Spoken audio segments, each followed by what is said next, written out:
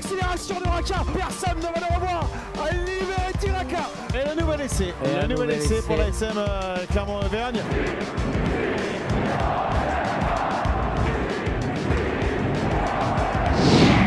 Salut et bienvenue dans ce nouveau numéro du podcast Ici Montferrand avec 3 spécialistes de l'Ovalie en mode confiné, bien évidemment. Christophe Buron, Fred Vernat et Arnaud Clergue. Messieurs, bonjour. Salut Martial, salut à tous. Bonjour, salut à tous. Vous pétez la forme? Oui, donc on se maintient.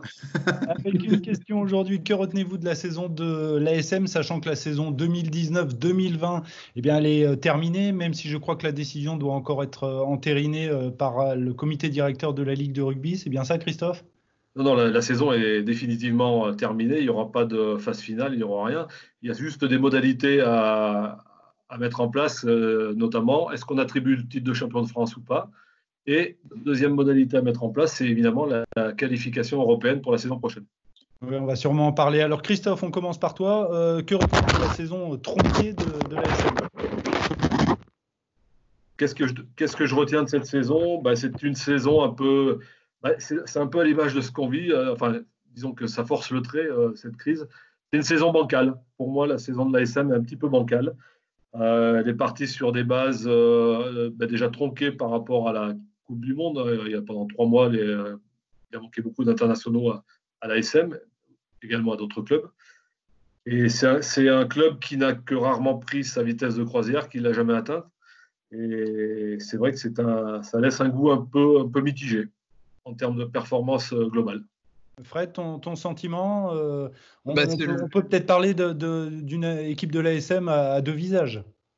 Oui, mais justement, je suis assez d'accord avec l'analyse de Christophe. Je trouve que la saison de l'ASM, elle ressemble finalement à cette saison 2019-2020 en général pour le rugby, pour le sport en général. C'est-à-dire qu'en gros, on a vu des choses, mais on n'a pas la réponse au bout. On n'a pas la réponse ultime. La réponse ultime, c'était la vérité du terrain, la vérité du résultat.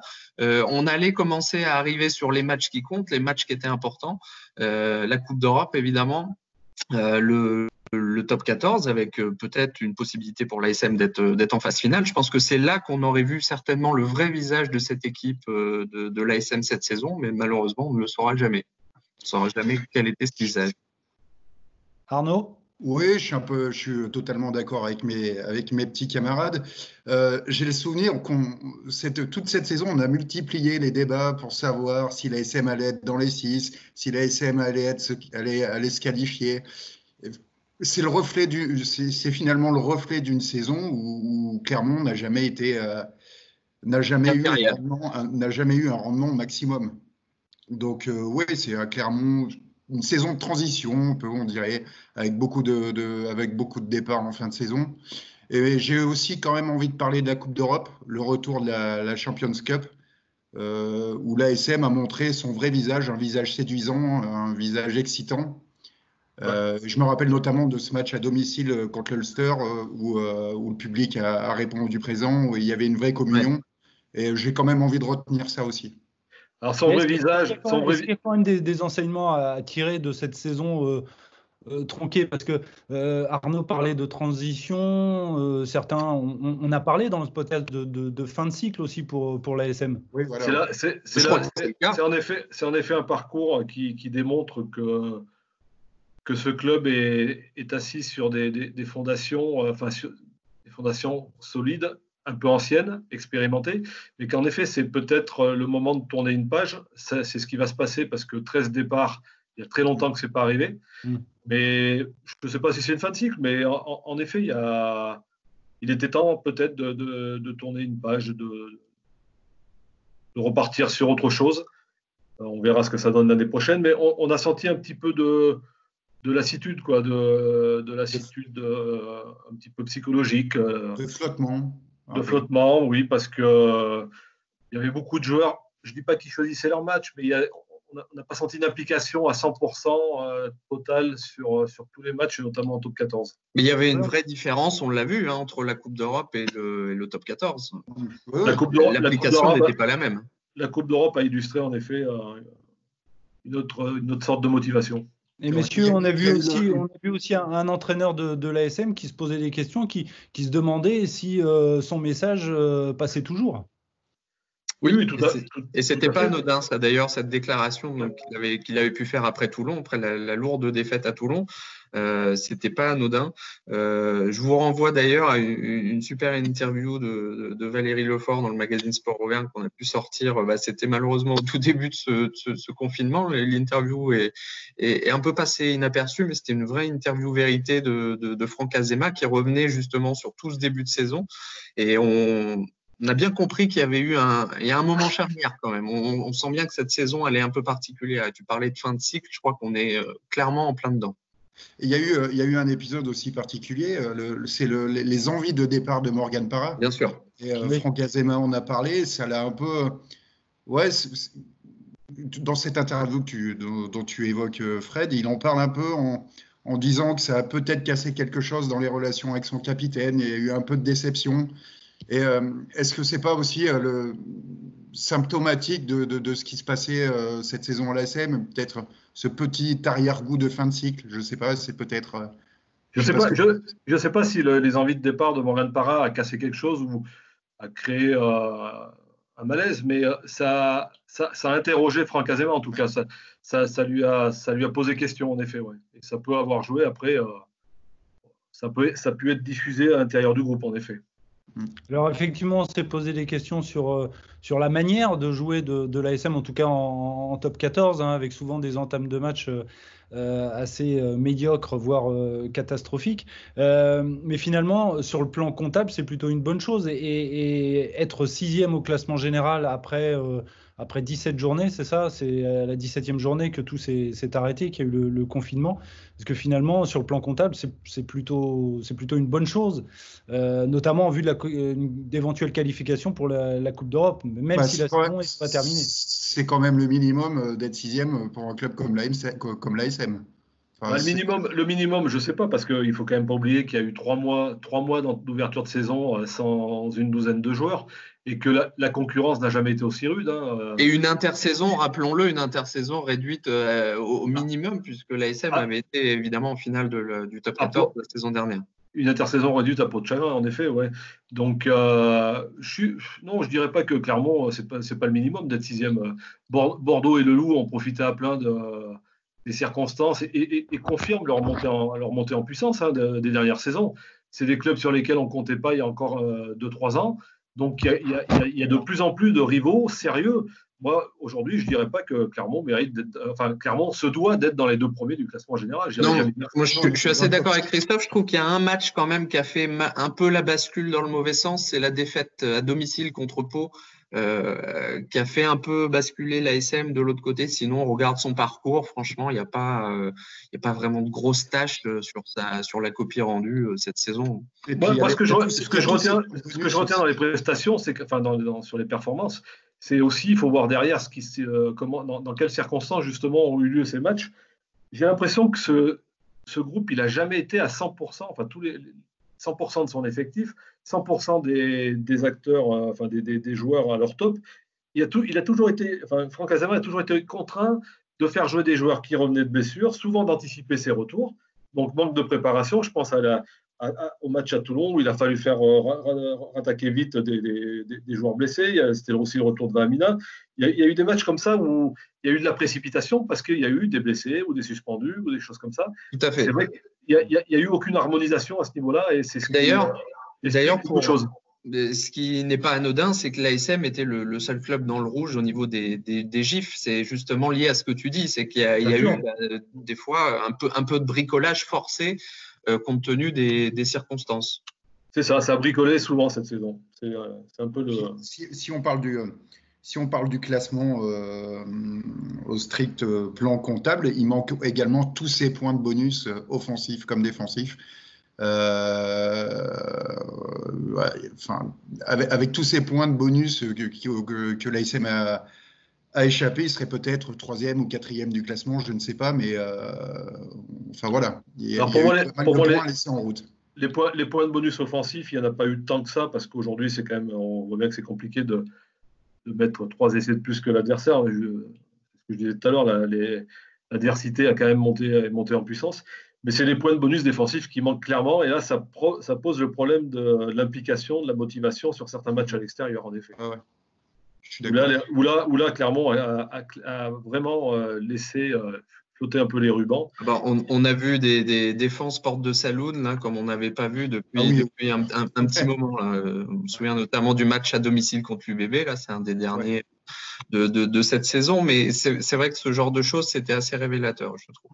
Il y a eu des défaites, des sévères défaites. Je pense à celles de Bordeaux, à Toulouse, à Toulon, qui ont des larges défaites où le point de bonus défensif était très très loin de... À Bordeaux, ils avaient fait tourner, je crois, si mon souvenir est bon, il y avait beaucoup de jeunes. Ouais. Oui, tout à fait. Ils ont fait tourner et ils ont eu 3 blessés en 17 minutes. Hein. Oui, c'est vrai. Alors voilà donc pour ce qu'on retient, on va dire, de la saison de l'ASM, cette saison tronquée. Une question quand même avant de passer à vos tops et à vos flops, messieurs. Elle concerne la Coupe d'Europe.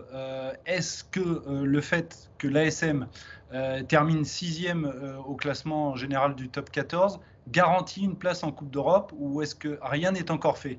Rien n'est encore fait parce que ça va être discuté mercredi par les présidents de club. Où on fige le classement à l'instant T, et là, dans ce cas-là, Clermont est 6e, va être qualifié. Mais Paul Gauze a ouvert une porte en disant que Montpellier et Toulouse n'étaient pas encore complètement hors jeu pour cette qualification européenne. Donc tout est envisageable. Des matchs de barrage. Franck Azema dit aussi qu'il n'a pas abandonné l'espoir de voir une Coupe d'Europe différente avec 8 clubs français. Bon, ça lui pour l'air d'être dans l'air du temps, mais bon. Ça serait le seul moyen de contenter tout le monde et de ne pas faire de déçus. Oui, mais là on parle d'un problème franco-français. Oui. À l'échelle d'une Coupe d'Europe, je sais depuis ce matin que les Anglais sont absolument contre et les 7 qualifications de 8 clubs. Ils ne veulent pas qualifier 8 clubs. Donc, ils ne veulent pas 8 clubs français, 8 clubs anglais. Donc, j'ai peur que cette formule ait du plomb dans l'aile. Cette proposition. Toujours est-il qu'il vaut mieux être 6e que 8e. Ça, c'est clair. Et pour parler autre chose de la Coupe d'Europe, pour revenir au bilan de la saison et pour rebondir sur ce qu'a dit Fred, on ne saura jamais ce qui se serait passé sur les mois de mai et les mois de juin. Je voudrais quand même dire que Clermont est 6e, mais il y avait un programme, un calendrier extrêmement favorable avec la réception de 3 clubs rivaux pour la qualification, qui est Toulon, le Racing et Toulouse, et la réception de Brive et Bayonne. Donc, il y avait quand même un programme plutôt favorable à une montée en puissance de Clermont. Allez, messieurs, comme promis, on va passer à vos tops et vos flops pour terminer ce podcast. On va commencer avec toi, Christophe, ton top, s'il te plaît. Mon top, on a un peu, je crois que c'est Arnaud qui l'a un petit peu évoqué, c'est en fait le parcours européen de Clermont cette année, qui a montré, alors je ne sais pas si on peut parler du vrai visage de l'ASM, parce que disons qu'on a vu le meilleur visage de l'ASM sur cette compétition européenne, ce qui est un peu différent. On a vu que quand il fallait vraiment accélérer, monter le curseur en termes de performance et de prestations individuelles, même collectives, les Clermontois répondaient présents avec des très très larges succès à la maison notamment, et puis des points de bonus. Là par contre, je crois qu'il y en a eu 3 ou 4 offensifs. Donc le parcours européen de l'ASM cette année montre bien que cette équipe en avait sous la pédale. La réception d'Ulster a vraiment été, selon moi, le match de l'année. Hein. Le match de plus haut niveau, en tout cas, qu'on ait pu voir cette saison. Match référence, c'est vrai. Ouais. Allez, Fred, ton top, puisque tu as la parole. Alors, mon top, moi, j'ai mis la 3e ligne en général de l'ASM, puisqu'on a vu des choses intéressantes. Je pense que c'était un des secteurs du terrain où il y avait peut-être, on attendait peut-être des choses. Et je trouve que Alexandre Fischer, on en avait déjà parlé. Hein, bon, il a été sélectionné en équipe de France. On a l'impression que le rugby français l'a découvert. Nous, on le connaissait déjà quand même depuis la saison dernière. Et il a confirmé que c'est un joueur sur lequel il faudra compter lors des saisons à venir. Et puis les frères Lanin aussi, qui ont apporté parcimonie, ils ont été blessés aussi.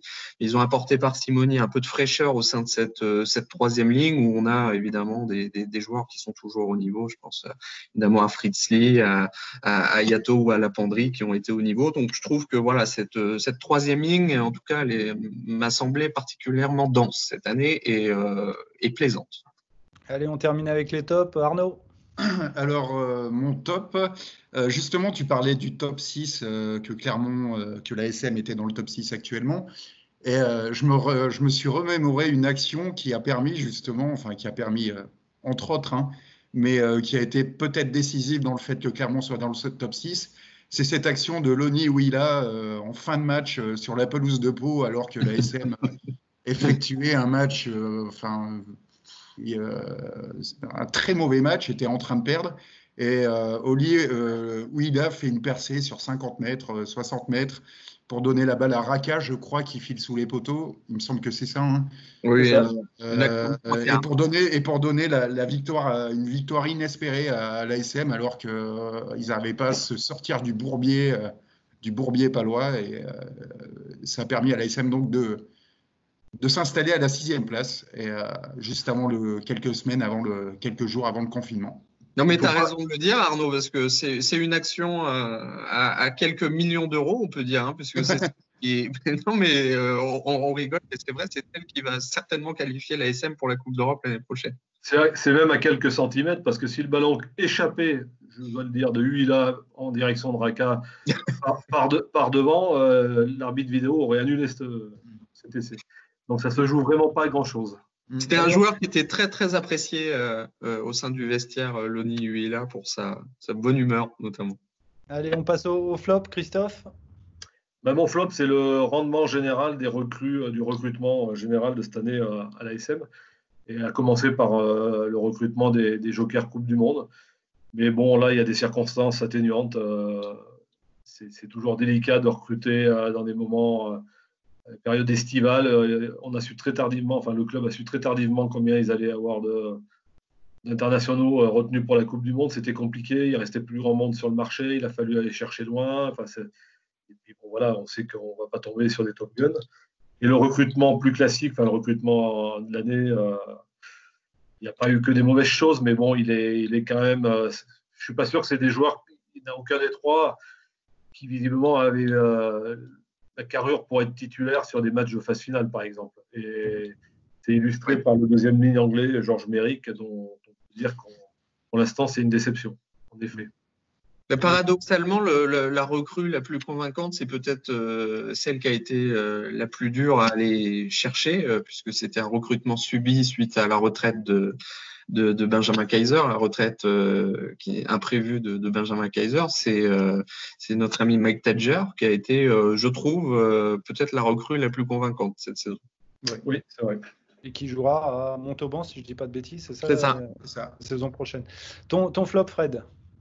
Mon flop, c'est Samuel Ezeala. Alors c'est évidemment pas lié à ses prestations, mais c'est surtout lié à ses blessures qui malheureusement se répètent. Il a été, comme l'avait dit un célèbre commentateur, fauché comme un lapin en plein vol à nouveau cette saison. Non, c'est dommage parce qu'il avait réalisé, franchement, c'est un joueur moi, que j'adore. On sent qu'au-delà de ses qualités athlétiques, qui en font un ailier de premier plan, il a un vrai QI rugby, vraiment un joueur très très intéressant. Il avait fait un début de saison, justement, le début de saison qu'on pouvait attendre de lui, puis malheureusement, voilà, une grave blessure à nouveau qu'il l'arrête. Et on espère que il va être enfin débarrassé de tout ça quand il pourra à nouveau revenir sur les terrains. Voilà. Allez, une blessure quasi improbable parce que c'est rupture des 2 ligaments croisés, ce qui est très rare, l'antérieur et le postérieur. Donc, ce qui n'est pas fait pour arranger son retour au premier tour. C'est clair. Allez, dernier flop, celui d'Arnaud. Alors, dernier flop, on parlait des 13 départs là, en fin de saison, et moi j'ai envie d'évoquer Dato Zirakashvili, qui malheureusement, vu le contexte sanitaire actuel et les restrictions prises, ne pourra pas dire au revoir à ses coéquipiers, au public du Michelin. Il n'aura pas le droit aux adieux que son immense carrière au sein du club aurait mérité. Et c'est vrai que ça fait un petit peu mal au cœur quand on connaît aussi ce personnage qui est fort sympathique et qui est une personne ultra attachante. On imagine qu'il y aura certainement le moment venu une cérémonie ou quelque chose comme ça quand le jeu pourra reprendre. On l'imagine, mais c'est vrai que c'est dommage de ne pas l'avoir vu Ça n'aura pas la même saveur. C'est vrai. Voilà, ce podcast est maintenant terminé. Messieurs, merci beaucoup pour votre participation. Bonne fin de confinement et puis à bientôt. À bientôt. Salut. Au revoir à tous.